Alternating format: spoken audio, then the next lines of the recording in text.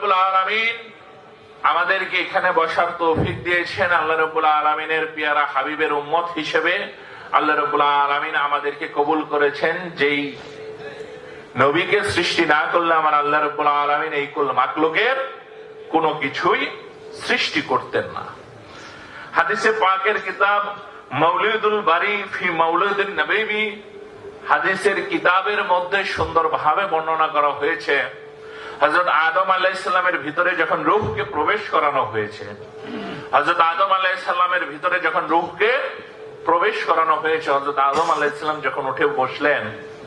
তখন আল্লাহ রাব্বুল আলামিনের কাছে আরজি করলেন যে হে আল্লাহ রাব্বুল আলামিন, তুমি মুহাম্মদুর রাসূলুল্লাহ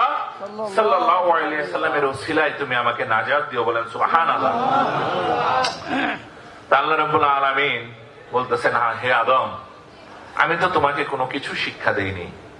তো তুমি মুহাম্মদ সাল্লাল্লাহু আলাইহি সাল্লামের নাম তুমি কিভাবে জানলে?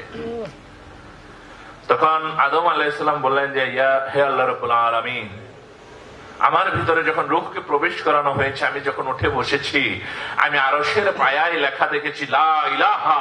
ইল্লাল্লাহ মুহাম্মাদুর রাসূলুল্লাহ সাল্লাল্লাহু আলাইহি ওয়াসাল্লাম, যে হে আল্লাহ রাব্বুল আলামিন, আপনার নামের পাশে যে নামটা স্থান পেতে পারে সেই নামটা আপনার কাছে অধিক প্রিয়, তাই আমি আপনার কাছে সেই নামের ওসিলায় নাজাত চেয়েছি। তা আল্লাহ রাব্বুল আলামিন বলতেছেন যে হে আদম,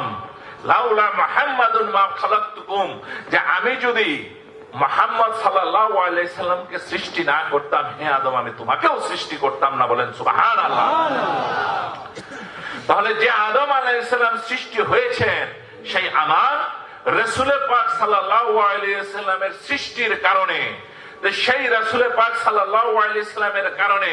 যে রাসূল পাক সাল্লাল্লাহু আলাইহি ওয়াসাল্লামের শানে আমার আল্লাহ রাব্বুল আলামিন বলতেছেন যে ওয়া মা আরসালনাকা ইল্লা রাহমাতাল লিল আলামিন, যে হে দয়াল নবী, আমি আপনাকে এই জগতের রহমত স্বরূপ প্রেরণ করেছি।